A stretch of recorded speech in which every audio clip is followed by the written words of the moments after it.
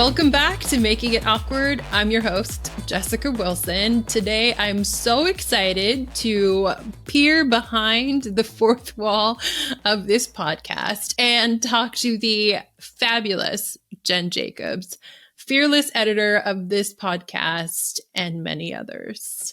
But first, this episode is sponsored by registered dietitian Whitney Trotter of Bluff City Health in Memphis, Tennessee.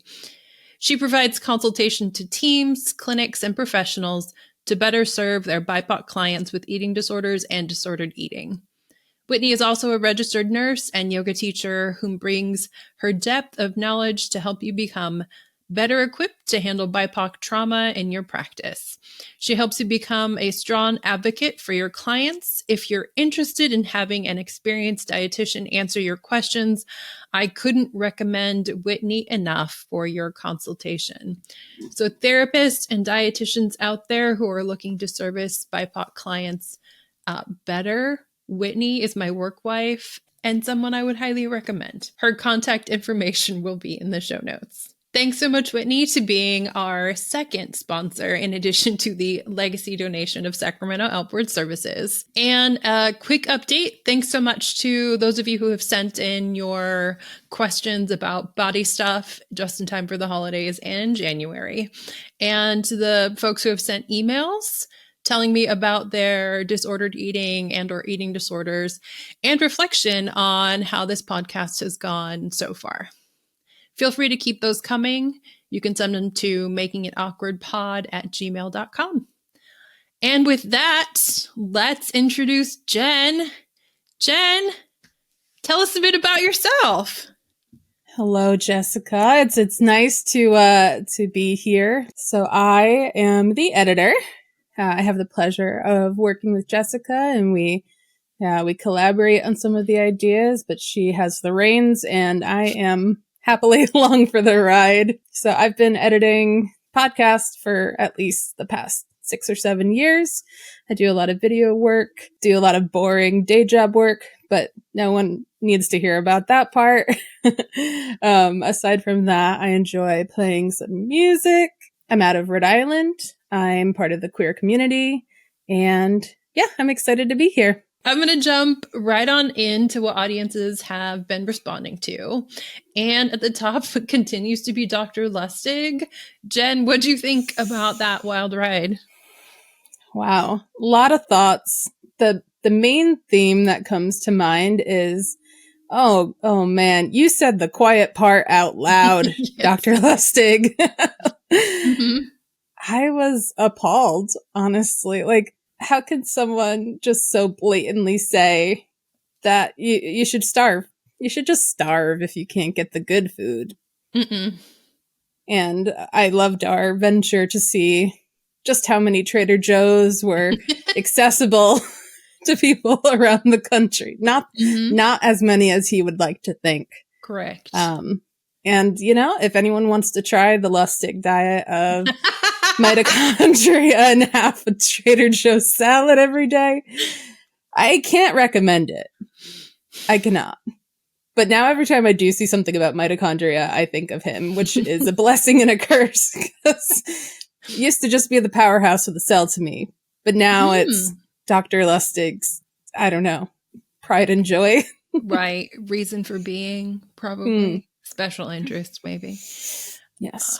Yes. We have an average hundreds of listens per episode, and he is twice that many listens. Yeah, I taught a class at UC Davis recently, and it comes up just naturally. Like when we talk about things that science is telling us, apparently some people think science is telling us that starving is healthy, which is wild.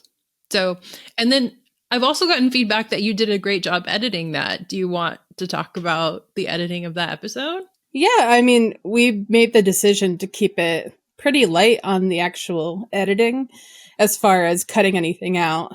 It was just a matter of making it flow a little more, cutting out any of the the stuttering, stuff like that. You shouldn't notice editing, and I think that's a good example of it because it felt like a naturally flowing conversation, and you wouldn't even know what I took out which was, again, just like the non-important stuff. Mm-hmm.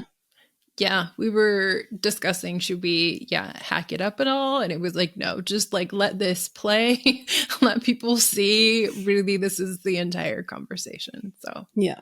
Let him just keep digging himself deeper and deeper. Mm-hmm.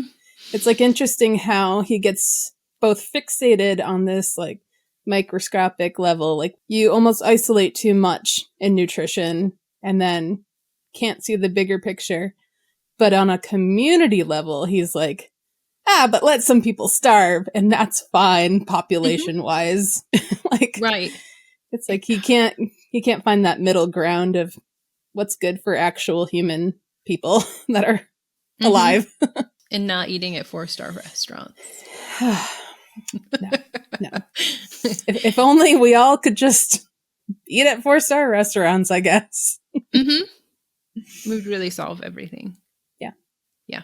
I had not intended to do like a whole month on ultra processed foods before this podcast at all. I don't think you and I had even like put that in the like schedule. And then all of a sudden it is out there and I really am looking for a place to talk about it. So I was so glad that we started this and that Lustig was also just around. What did you think about ultra processed foods and working on that topic? I mean, I was glad that you brought it up because it is a really contentious topic. And Lustig's point of demonizing certain foods for the sake of, I don't even know what like, it's just... I don't know. But ultra processed foods, as you said, basically has no real definition. And that was actually really helpful for me because I even myself can get caught up in the, that's like snack food. That's like chips and this. It's like, okay, who cares? When you really boil it down, like it doesn't truly matter as long as nutrition that is right for my body is there. And that's all there is to it. Literally the end. Yeah. And like a lot of your activism is toward the queer community, is towards people of color. It's like, and that cross section of food never came to mind for me, as important as it is. I think I forget that there's a whole population of people being affected by this demonizing food and things like that. And it's not a concept I really put together as part of the whole system. So it really opened my eyes to some things that I just had never really stopped and looked at before. So I assume a lot of people felt that way. Thanks for sharing that. I hadn't heard that. And you got a behind the scenes, like full cut edit of Amy's distress at trying to define an ultra processed food. So I will just give you a shout out. Amy multiple times, nobody heard this, of course, said, Jen, can you just edit this out? So yes, you did a great job on that one. And everyone is very grateful. She's funny. I found some of this stuff, it was a matter of like, I don't want this to be misconstrued and on recording forever because people can take words a lot of ways. And I totally respect that. Like, obviously I'm going to edit this episode. And if I hear me saying something that I'm like, ooh, Jen, why? I'm going to take it out. But overall, like Amy was just, she was really fun. I think she's so passionate about that stuff. It really like sucks you into it and you're like, okay, yeah, I want to hear more of what you have to say about this. Definitely. So folks haven't listened to the episodes with Amy, highly recommend. That's another place to start.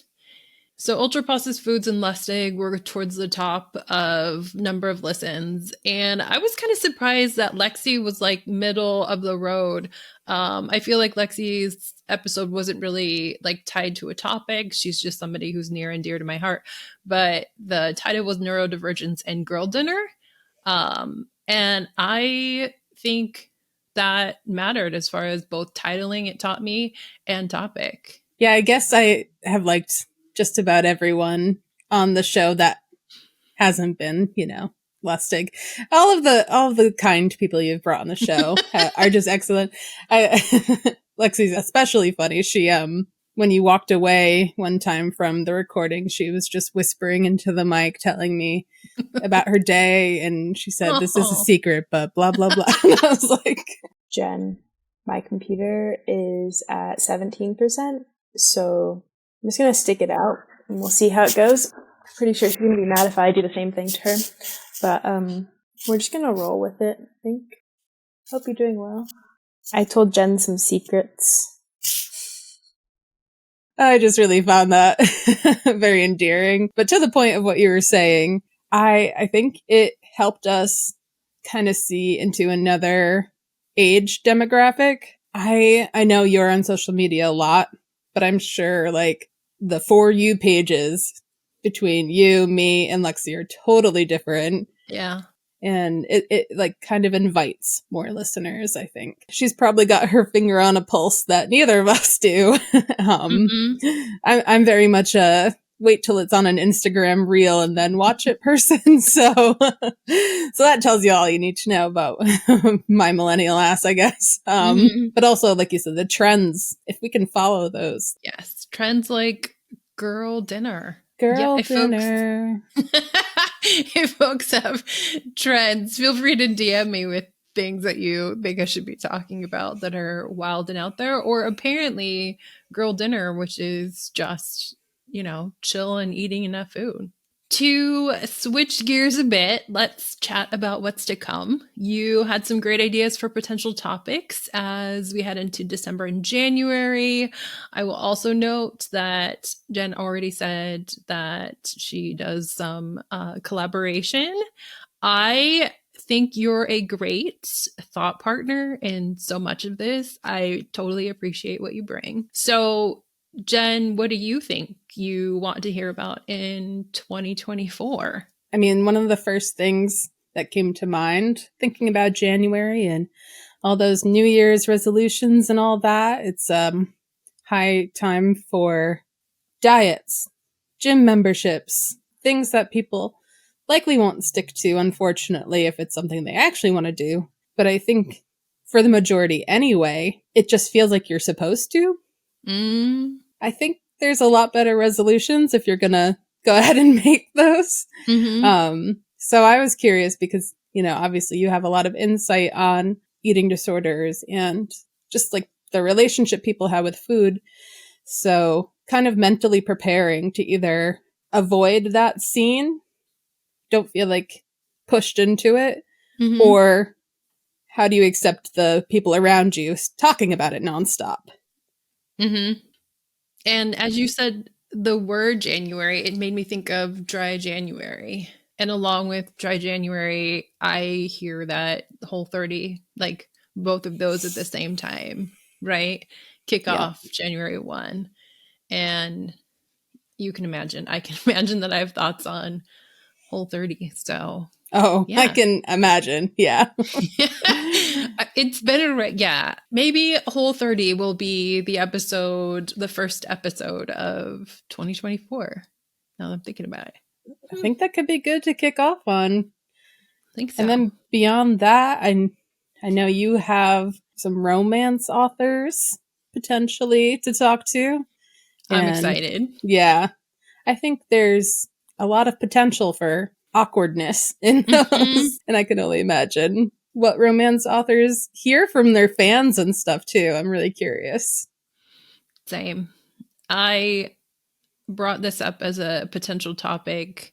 Allison being on to talk about romance novels and how incredibly awkward she feels about the genre in general. But yeah, I look forward to talking about the stigma of romance novels and inevitably, like many of our first encounters with a romance novel and what that's like. So yes, that one I hope. I'm also going to talk about publishing and how awkward of an experience that was when it gets to my book anniversary in February. Yeah, I think it's been interesting. The podcast, I kind of feel, has been all over the place, and I've been enjoying seeing which ones get the most like engagement or the most listens to really like figure out which direction I want to go or the direction that people want to go in. If folks have feedback on that, I'd love to hear it. You have the common theme of making it awkward. So Right. I think as long as you're staying there, you're staying true to like the heart of the show. Mm-hmm. And I've had a couple opportunities to make it awkward since we started. No shame, who cares? Make it awkward. Everyone can hear it. I channeled you just putting on your arts and crafts manager. That was so fun. Put that hat on and put that badge on. But yeah, so I don't know. I feel like you give a lot of power to people too. It's not wrong to stand up for your community and your beliefs, and you can feel uncomfortable and you can make other people feel uncomfortable, and that's okay. Yeah. Thank you for that. And learning to sit with that really uncomfortable feeling, I feel like is really the growth and something that is terrible. But then as you did it once, it was terrible. You did it again. It's not so bad. That makes me happy. Yeah, this has been it's been a pleasure just like seeing you in action. Truly. Thanks. Lastly, something that I actually haven't asked you, I did give you these questions in advance. But is there anything you would recommend to me or anyone else to grow a podcast audience or to have something sustainable? Yeah, the most important thing I've found in anything I've worked on is consistency in output. I mean, let's be real. If we can expect something in our lives to be consistent right now, I think we'll all take it and cherish Very that. fair. Very fair. And aside from that, just like going for it. I think a lot of people feel like they have to have the perfect idea or equipment. Like everything has to be in place. As long as it's not terrible to listen to, like making your ears hurt, it's fine. Like go with it and then improve as you go. Like get better equipment as you can. Mm-hmm. So I think really it's just putting yourself out there and doing it consistently. That's important. Cool. All right. So from the listening votes, if we're going to count listens as votes, it seems like folks are really interested in terribly awkward conversations about food and about neurodivergence up there. So if folks have things you also want to hear, or if I haven't talked about something that you've been waiting for, definitely let me know. But I think right now we will continue on those awkward type topics. So Jen, thanks so much for coming on. I'm so excited. Thank you for having me. Yeah, I had a book event in like a couple months ago, and I got to dinner afterwards with some friends who had come, and we sat down, and one of them was like, "Is Jen Jacobs here?" And I was like, full first and last name. I thought it was so adorable. And I love that she thought that you and I were both in the same city and that you would come to a book event. It was just very... I will get to a book event at some point. We just happen to be on different coasts. Yeah, that's the only problem. You were in Rhode Island. Yes. But that is so sweet. So, yeah. It wasn't even a guest who I'd had on here. So yes, you are famous out there for your editing skills. So thank you so much for your work.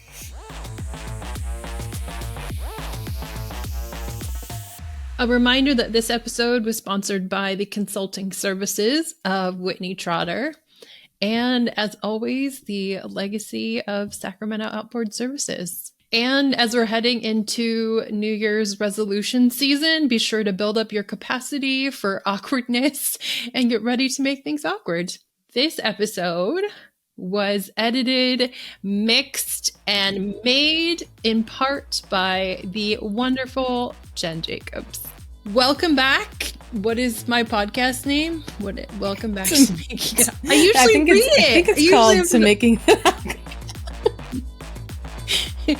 Put this laugh at the end.